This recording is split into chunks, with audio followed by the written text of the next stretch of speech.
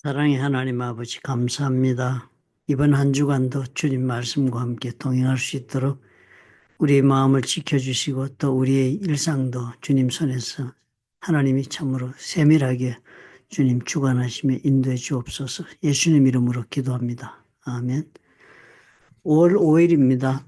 예레미야서 28장 1절부터 17절의 말씀입니다.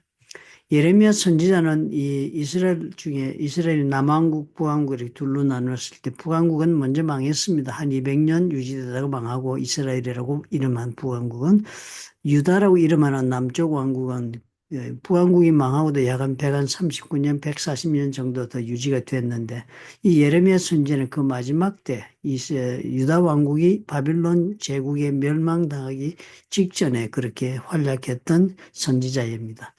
그런데 참 놀랍게도 그 당시 예레미야가 선지자로서 와가지고 예언한 이야기는요, 회개하면 하나님이 나라를 다시 보호하시고 뭐 부흥시키신 이런 이야기, 그런 약속의 말씀보다는 지금 바빌론에게 너희들이 멸망당할 거니까, 물론 회개하라는 얘기 했지만 그래도 멸망당할 거니까 바벨론에 잡혀가서 포로로 잡혀가서 70년을 살다가 그 다음에 다시 돌아오게 하겠다는 것이 하나님의 계획이다 라고 알려준 것입니다.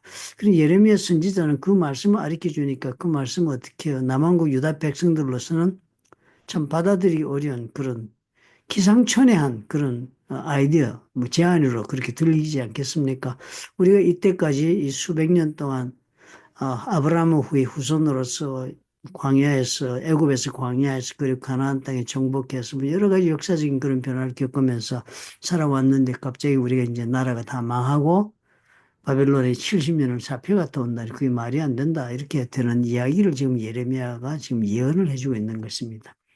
참 그러니까 이 사람들이 지금 하나님 뜻대로 살지는 않는 백성들이지만 하나님을 믿는 사람들입니다.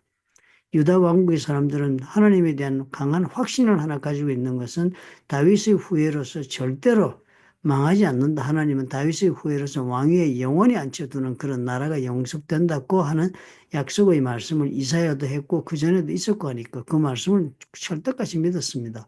그런데 예레미야가 지금 그 약속과는 전혀 다른 바빌론에 나라는 망하고 바빌론에 포로로 가도록 되어 있으니까 순종해서 갔다 오라.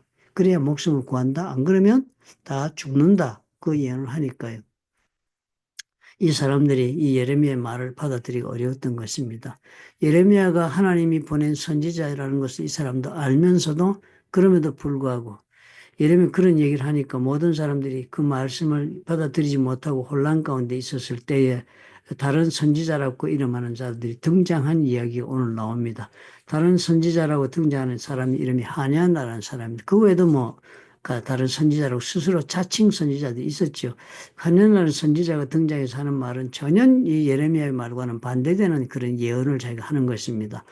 이 하냐나가 예언하는 것은 이미 느부갓네살 왕에게 2차적 침공을 당했을 때, 뭐 다니엘과 우리가 잘 아는 그런 세 친구들과 약 만여 명의 이 유다의 장인들, 기술자들이 다 잡혀가고 그래서 유다에게 순찰을 많이 당했습니다. 그럴 뿐만 아니라 성전에서 귀한 보물들도 다 빼앗기고 지금 일부 남아있는 그런 상태였습니다. 성전은 아직도 그대로 서 있었죠. 제사장도 있고.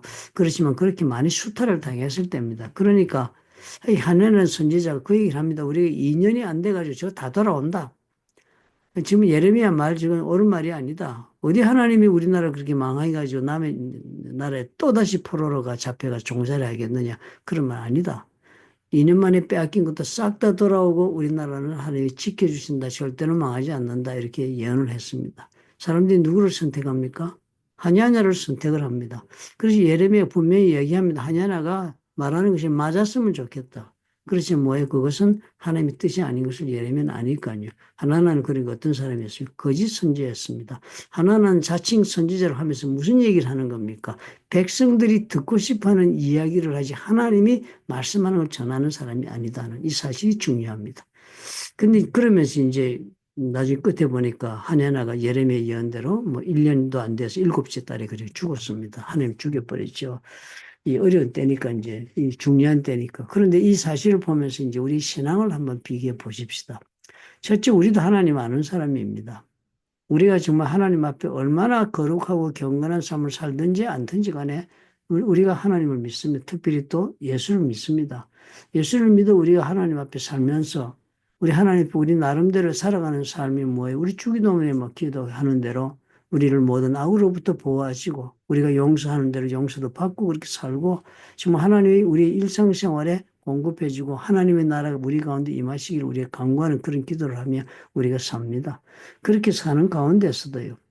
우리가 하나님의 우리를 향하신 뜻을 우리가 하나님께 성령께서 만약에 가르쳐 준다면 또 아니면 하나님 말씀을 읽을 때 그 말씀을 통하여 성령께서 우리의 심령 가운데 감동하시면서 하나님의 뜻을 깨닫게 해주실 때 그 우리가 깨닫는 그 모든 것들이 또 하나님의 뜻이라고 우리가 발견하는 그런 것들이요. 성경 우리가 말씀 가운데 하나님의 뜻을 발견할 수 있다고 가르쳐 주는 일신 말씀이 곳곳에 있으니까요.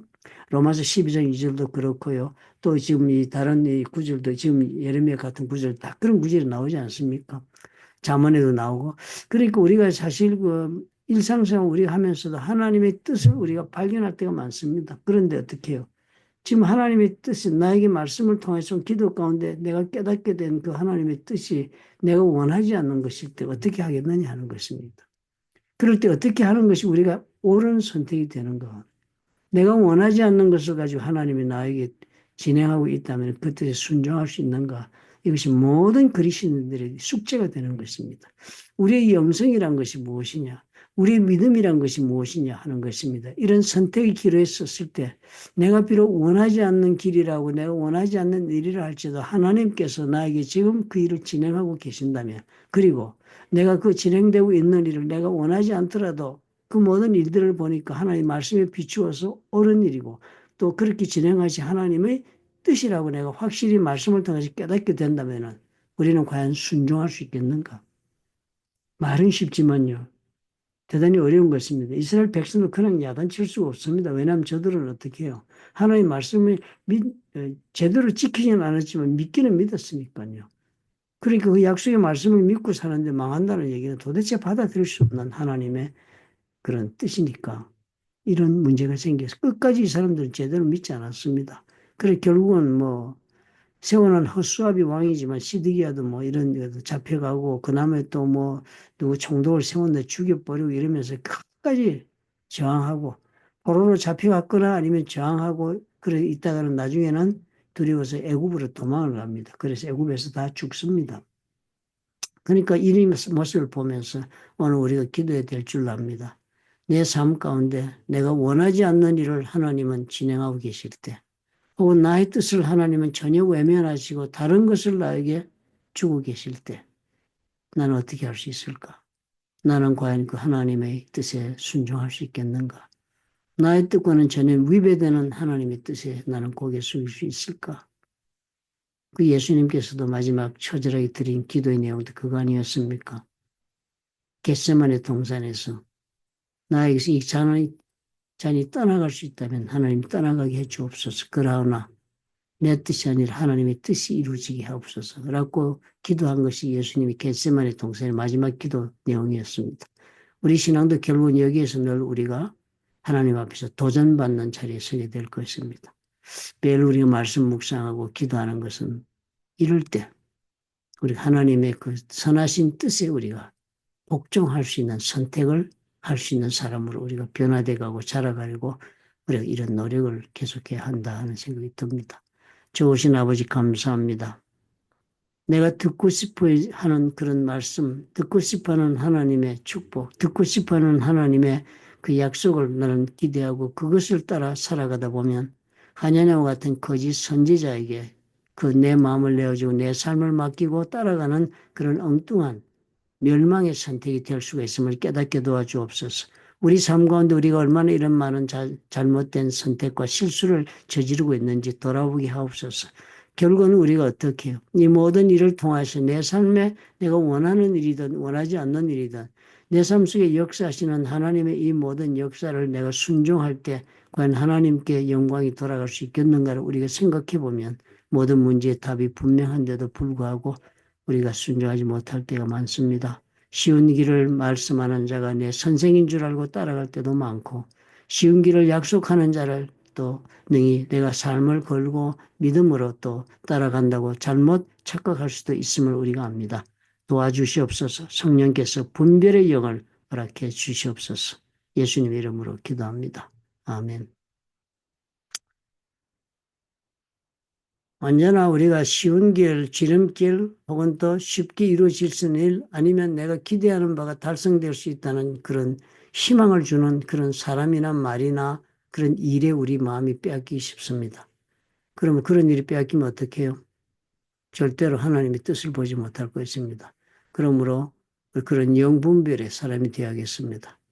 우리가 그래서 신앙생활을 우리가 교회를 통해 말씀 배우고 또 성경 가운데 이해하고 하는 것이 얼마나 중요한지 모릅니다.